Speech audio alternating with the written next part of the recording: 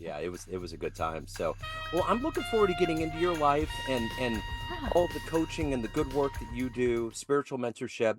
And to begin that journey, I want to know one of the more tumultuous things that we've gone through in our lifetime was this pandemic. And 4 years ago, it was raging and no one knew how we were going to get out and what was going to happen. How did you survive it and how did it change the way that you do things now? So really cool thing as I call it like intuitive. Intuitively, I knew, but I didn't really know it was intuitively. So I had at 2019, I was still I was getting into real estate. And then I was also letting go of my event business because I was just burnt out. Had no idea COVID, all the pandemic stuff was going to happen. So December 31st of 2019, I closed my event business. I was built up my real estate business to go in there full time. Yeah. And then COVID hit. Wow. Guess what was busy during COVID? Real estate market. Uh-huh. Had no idea. Yeah. So I literally intuitively knew like I'm ready, I'm done. Something's like telling me just to get out of this event because I had that company for 7 years, told me to get out of it. And then I went into the next thing that was like one of the only industries that were booming at the time, besides probably healthcare. Yeah. Yeah.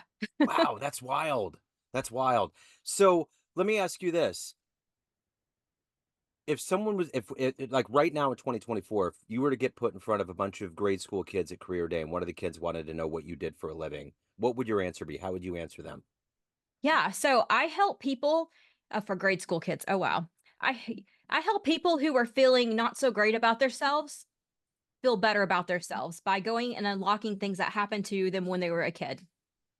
And then we take that and we change the way they look at the world, the way they look at their situations and obstacles coming up.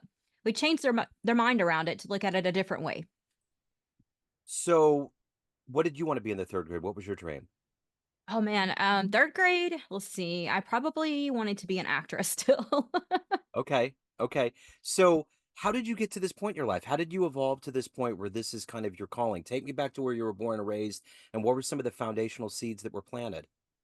Yeah. So I was born and raised in an extremely conservative religious household, Christian household, and I was not allowed to do a lot of stuff in my life. I was not allowed to go to dances or go to cheerleading, all the things I wanted to do. I felt like the weird kid, but I didn't really feel like I fit in with my parents' religious and their church either. So I kind of just felt like I was floating out there in the world. I did have like friends throughout, so it wasn't like I didn't have it, couldn't make any friends. I was had friends, but I just never felt like I fit in. I couldn't do the same things that they wanted to do, um, that I wanted to do that they were doing. And so I hit a point when I was about 14 or 15, I think about 14. I was just like, I can't please anybody, can't please my parents. I'm not fitting in. And so I got into a group of around surrounded myself by what they call the wrong crowd, but the crowd that accepted me. They're like a bunch of we don't care. So I was like, cool, I'm just gonna go down this path. So went down a path of like teenage rebellion.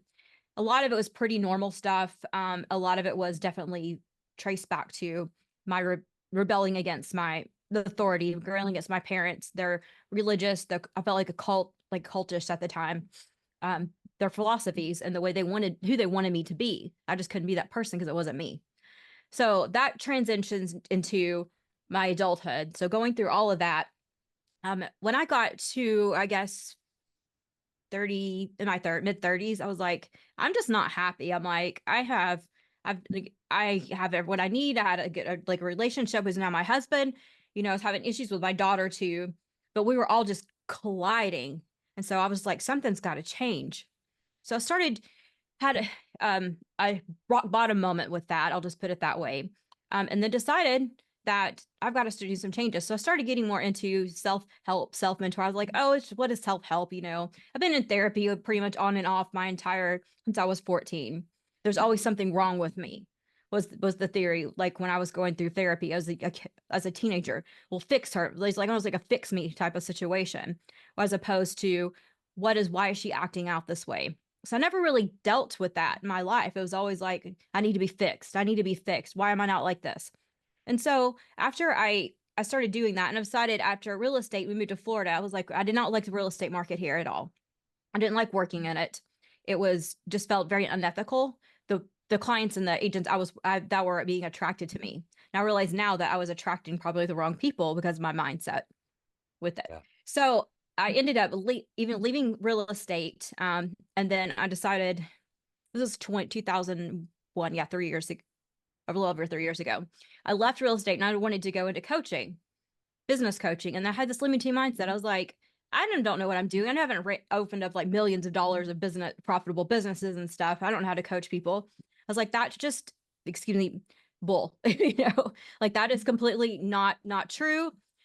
You've had businesses, they've been profitable. You know how to do this. You can help people. So I started working with people, and I realized they didn't need to know how to do a marketing plan. They didn't need to know how to business plan. They didn't even know how to need all this stuff. They needed the mindset work that was needed to be done. They needed to believe in themselves. They needed to get their work-life balance together. They needed all these things that were more on the inner personal work than it was the actual business work. And so that's where I started with that. And I started digging more deep into myself. Actually hired a coach to help me in 90 days. She introduced me to energy work, breath work, meditation, all this stuff that just blew my mind and completely released a lot of these energetic things that were locked inside of me. And I'm a true believer. Before I'd been like, that's just woo woo. I don't understand that. That's just like crazy stuff, made up stuff. But I actually went through that and it worked for me. Like, if it can work for me, it can work for anybody. And so, Yeah, yeah. no, that's wonderful. So I'm curious if what is it that motivates you to do this work every day? I mean, you've found your calling, but what is it that motivates you to not only because you have to give a lot of yourself, but Yeah. you also have to hold back to evolve yourself. How do you balance that out? So I am very good about I've a learned process of protecting my energy.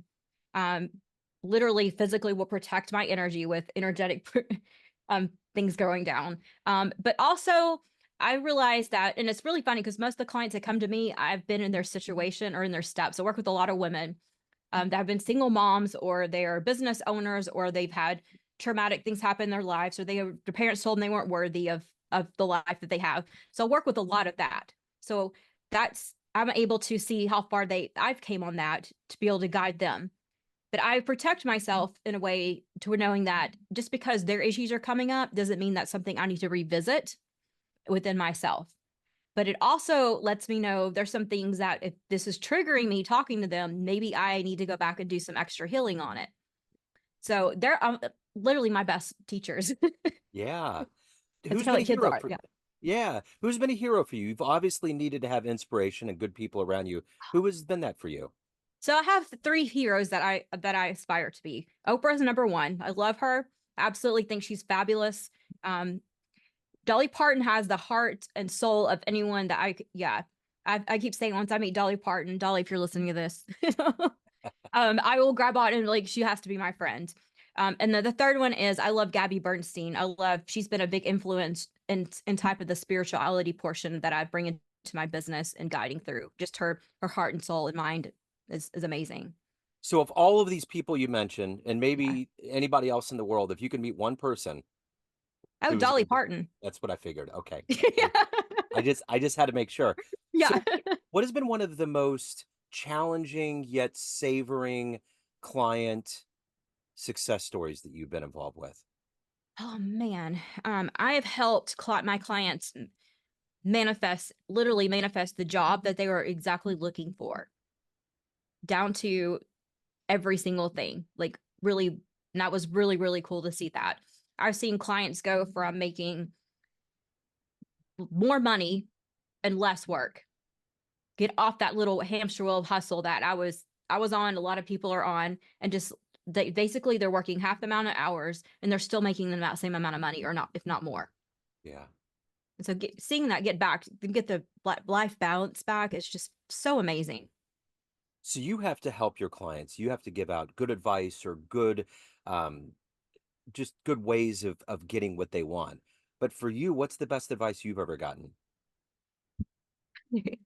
Time heals all.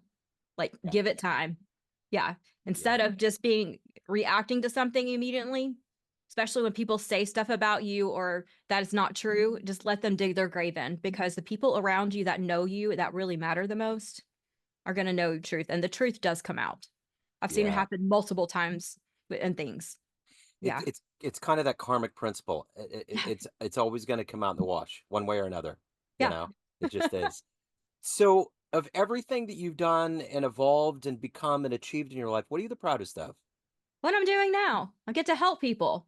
Yeah, I get to be on podcasts like this and talk about good work and don't have to stress about the day to day, just like craziness, in real estate and event company. I get to actually come here and just help people and I get to see results that are just, they're life changing to me. It's so great. I love yeah. it. So, if you could go back, if you had a dream tonight, you could run into that 14-year-old version of you that was trying to figure it all out, and you could give that version of you a piece of advice based on the life you've led, the wisdom you've gained. What advice would you give her?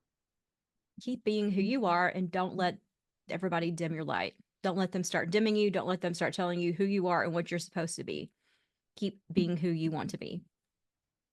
So, at the end of the day, everyone has a perception of you family, friends, clients, colleagues, but you run the Yeah. show. What's your perception of you? Who do you think you are?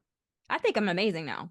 You asked me 4 or 5 years ago, and I've been like, I think I'm amazing now. I think I've Yeah. grown so much and I see amazingness. And I think everyone's amazing. So I'm not saying this from an egotistical, I'm better than everyone. Yeah. I just think I see the gifts and I see the things that are inside of me that I never saw before. And I Yeah. love myself. Not in, again, and not in the egotistical, way, but it's like I actually love myself. I love who I am. Yeah. So, let's say a time machine pulls up in front of your house when we get off the call here, and you could go anywhere in time and see one event with your own eyes. Where are you going?